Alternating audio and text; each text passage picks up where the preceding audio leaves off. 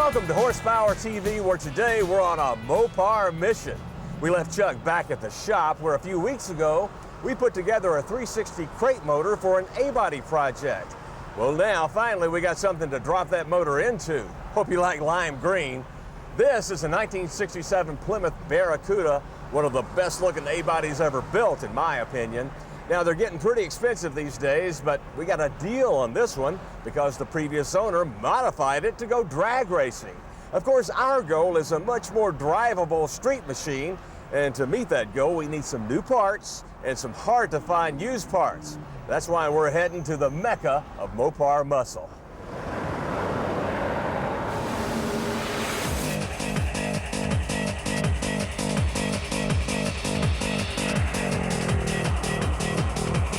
Mopar muscle machines have never been in more demand for show cars, race cars, even daily drivers. And if it's a restored Plymouth, Dodge, or even Chrysler from 1962 to 74, chances are a piece of it came from here. An unbelievable boneyard of up to 3,000 retired Mopars whose parts live on in project cars around the world. It belongs to Ted Stevens, who runs his restoration parts business in this unassuming headquarters outside of Rogersville, Alabama. Stevens Performance. Well, this is the main office where the phone calls come into. Most of the sales take place up here, walk-in sales or mail order sales. We do used parts and reproduction, new parts as well, and we do a lot of technical support for different things. You know, somebody calls in with a problem they can't fix or don't know what they actually need, we can usually walk them through it. Back in storage, there's an almost unending maze of original used parts harvested from the junkyard or gold mine, depending on your Mopar point of view. Here, a customer from Georgia gets a console for his 67 Charger by grafting pieces of a pair of used ones. Another from Massachusetts gets a grill and bezel for his 67 Dart project. Ted stays on the road a lot these days, anywhere there's a Mopar show with a swap meet. It's getting more and more difficult. We have to travel a lot more than we used to. We go all the way to California for buying shows and parts and what have you. The junkyard inventory changes constantly. Here, a pair of retired Plymouths arrive for parting out in their new junkyard home.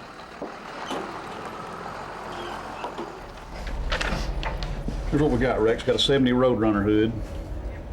We got a 70 Dart lower steering column bezel. We got a set of 73 E-body mirrors. Go up there and see what you can find. Okay. His name is Rex Howard, and the boneyard is his beat. Working through a wish list of rare used parts, every day is a scavenger hunt for this junkyard bounty hunter. Yeah, this is it. Every day.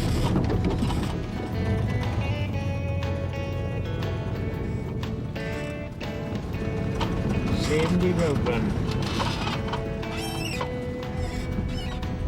Yeah, we'll find one. May have to go on another side, but we'll find one. Right here we come. We found us one. Ain't that a nice set of rings?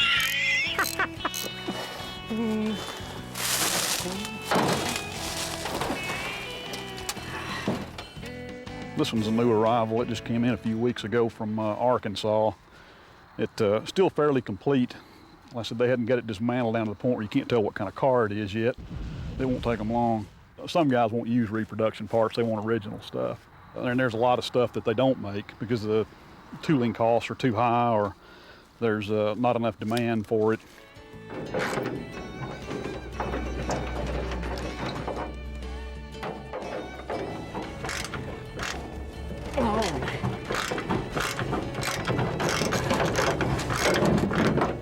Whoops, dropped my ring.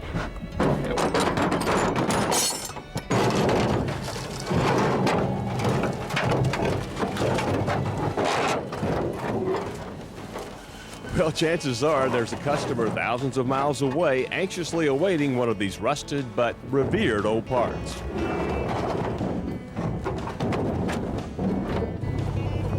The baby boomers are what fuels this. Like I said, there's enough of them out there that these cars were new when they were kids, and like I said, they'll dink with these things until they get too old to do it. So we still got a few years left. I think so too. Trim under the steering column on a 70-mile dark. There ought to be one of them down here. We won't know how no trouble finding it. Here we go. Oh, we're doing good.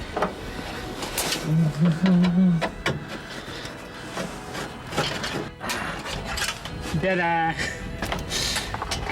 Da-da. The Mopar guys, usually it's Mopar or nothing. They don't have a Challenger and a Camaro and a Mustang. They've got a Challenger and a Cuda and a Roadrunner. I quickly discovered on my tour that Ted, the Mopar guru, gets interrupted by the front office every few minutes. 70 Dart Slinger. They're looking for that little steering wheel bezel that's up on the steering wheel. 29. Can you believe it? He's got his whole inventory and prices stored in his cranial computer. 69. I can't hear you. And what do you got up here? We got A bodies on the right, and we got C bodies on the left, and we got more B bodies up on top of the hill. This is a 70 Sport Fury GT. It was a factory 440 car. It's kind of unusual. They didn't build very many of them. It's got these neat louvers on top of the fenders. These are pretty cool looking. Little built-in turn signal there. Hidden headlights. What a car. The hood fella. I'm sorry. Well, it looks like in his haste to make a customer happy, Rex lost part of his load of daily goodies. I'll find you to make it. You ready? If we don't lose it again, we'll be ready, won't we? You can walk through here and look at these cars, and you can think of exactly what this car looked like when it was new. Sitting on a dealer's showroom with a window sticker still on the glass. Yeah. You ever do that? All the time. Like I said, I got it bad. While all the parts from these retired Mopar relics are used, not a single one leaves the lot without Ted's stamp of approval. For example, the first Roadrunner hood Rex retrieved didn't pass the test, so he had to go back for a more appropriate replacement. Yeah, he will be tickled over that. Well, now you can see why we came here for the next phase of our A-body project. In fact, we'll turn the Mopar guru loose on our Cuda here when we come back.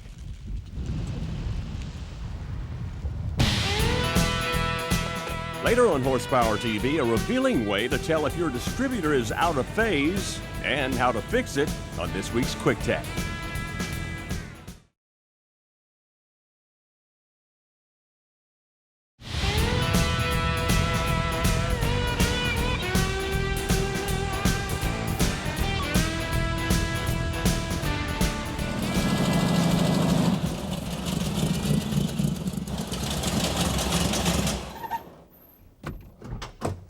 Welcome back to the next phase of our Mopar A-body project.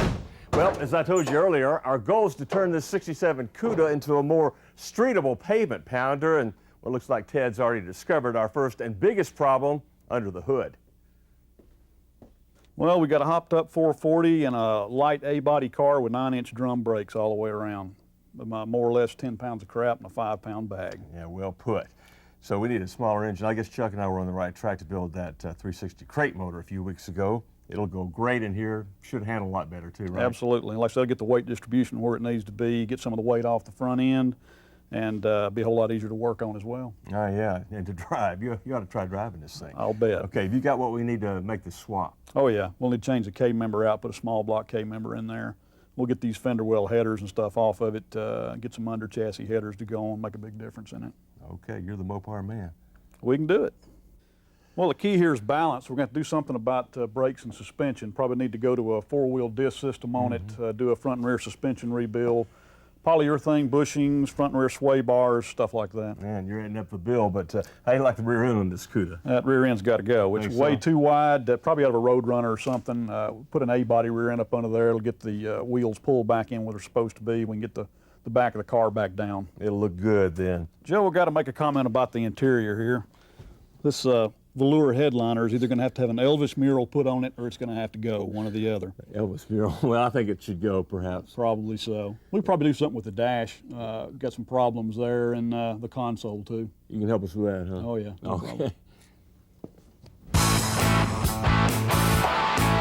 Removing that 440 big block for our K-member swap is a big job, but not that overwhelming. Of course, those god-awful fender well headers have to go, along with the radiator.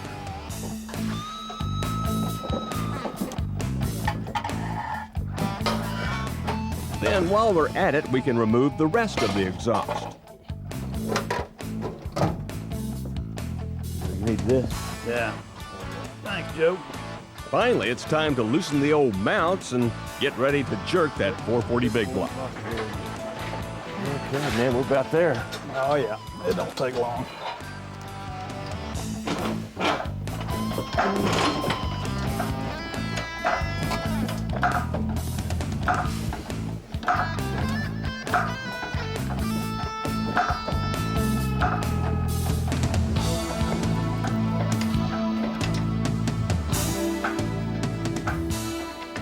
All right, there it is.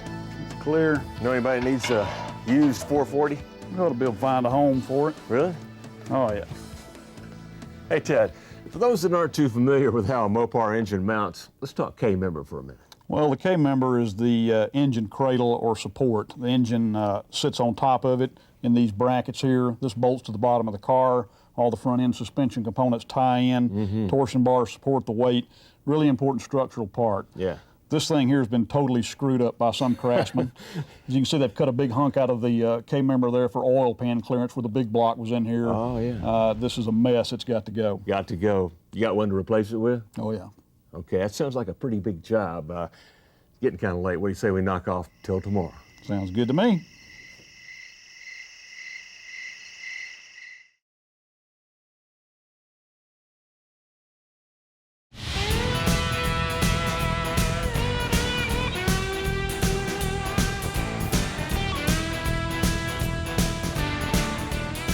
Nothing quite like a junkyard on an early Alabama morning, and well, this one's filled with Mopar remnants. Of course, we came here to find some old but essential parts for our newest Barracuda project, mainly a K-member. Last night, we pulled a 440 big block out of our A-body. We determined which K-member was needed, and well, right now, Rex is busy snatching up the replacement.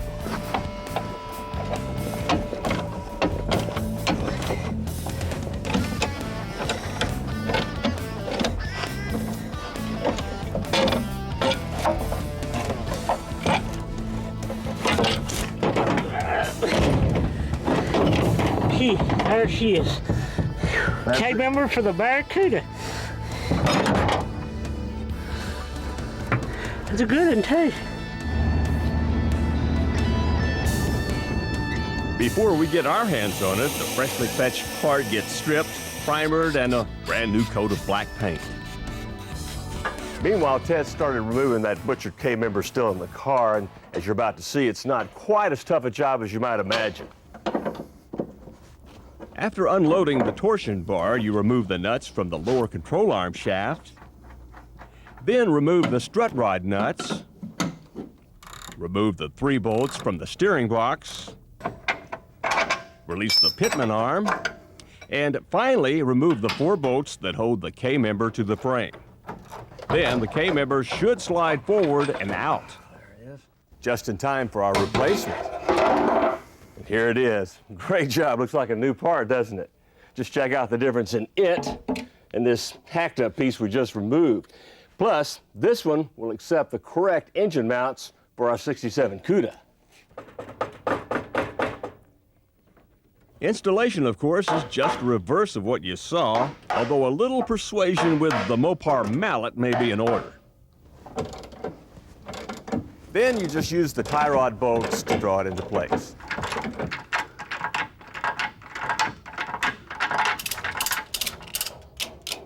There we go, mission accomplished. Our Barracuda lost a lot of weight. We found the K-member we had to have, and now we can go ahead and drop in that 360 small block thanks to Ted and his gang. Oh, we're glad to help. Hey, listen, I know you're going to help us with that rear axle assembly. Is there anything else on the shopping list we need to know about? Well, we got some trim parts we need to address here and some interior stuff. I think we got enough to keep old Rex busy for a while. Absolutely. Hey, listen, before I go, this Mopar craze, is it here to stay or what? Oh, yeah. We've been in the business since 1976, and the hobby's grown. It's alive and well, and our job to keep it that way.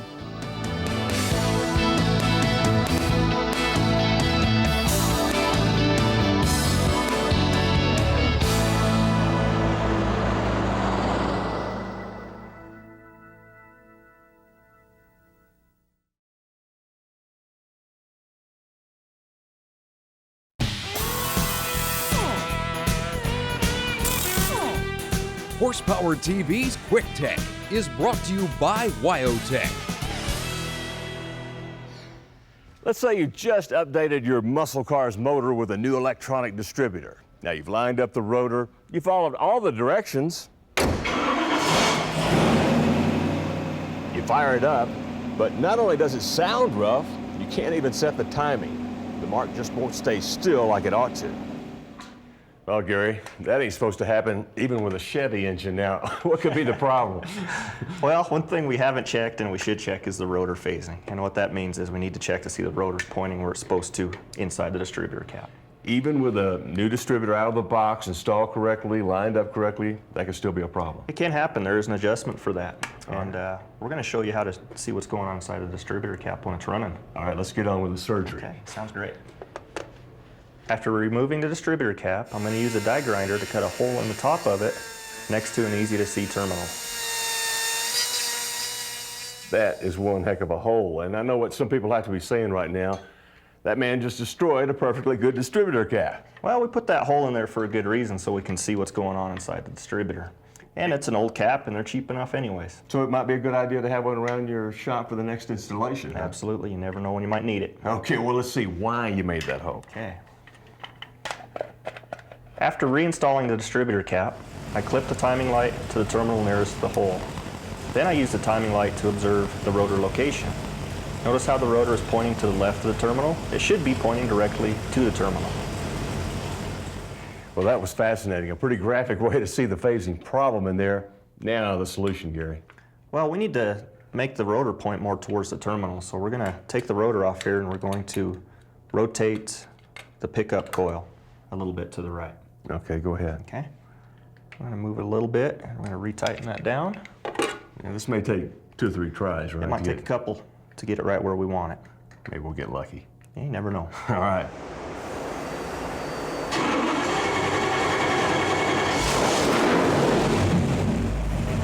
After reinstalling the rotor and distributor cap, we can set the timing at the factory setting. There, that's it. Next, we can look back inside the hole in the distributor, and we can see that the rotor is pointing straight at the terminal now, and so is the spark. Well, Gary, I'm sure it looks better inside here and sure sounds better out here. That it does. Now we just need to pull this cap off and get one on there without the hole in it, and this 502 is ready to roll. Without a doubt. Well, that's a very cool tip and very good timing because ours is just about up. Don't you ever get any Ford motors in here? I don't know if it'll read that low. Horsepower TV's Hot Parts is brought to you by Jegs. One call gets it all, one click gets it quick. Well, after a couple of days in the Mopar Boneyard with all those vintage parts, it's kind of nice to handle something new. And you guys with the popular LS1 engines in your Chevys will be glad to know that Comp Cams now has a roller camshaft for your application.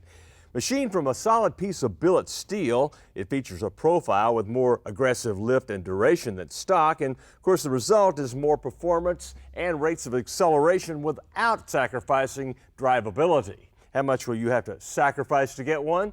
Under $400. Well, here's a better way to manage the airflow into your GM or Ford for that matter. It's a new mass airflow sensor from Granatelli Motorsports, and it increases airflow up to 47% over stock. Now, the secret is this new sensor element that reduces the time it takes computerized engines to react to changes in the air intake tract. The result? More efficient performance, more horsepower, and more torque. Now, this thing installs in minutes with simple hand tools and won't affect your mileage under normal conditions. Prices vary according to application. Of course, it takes more air and fuel to get you down the track quicker. And this new Edelbrock Glidden Competition nitrous nozzle will offer horsepower gains of up to 500 plus with 0 engine damage. Fuel is pre-atomized before it mixes with nitrous inside this CNC machined stainless steel nozzle for more efficient combustion. Racer Billy Glidden helped create the tuner-friendly design that he uses on his own championship Super Street Outlaw Mustang. So, to get more power from your squeeze, you'll have to squeeze about $50 from your budget.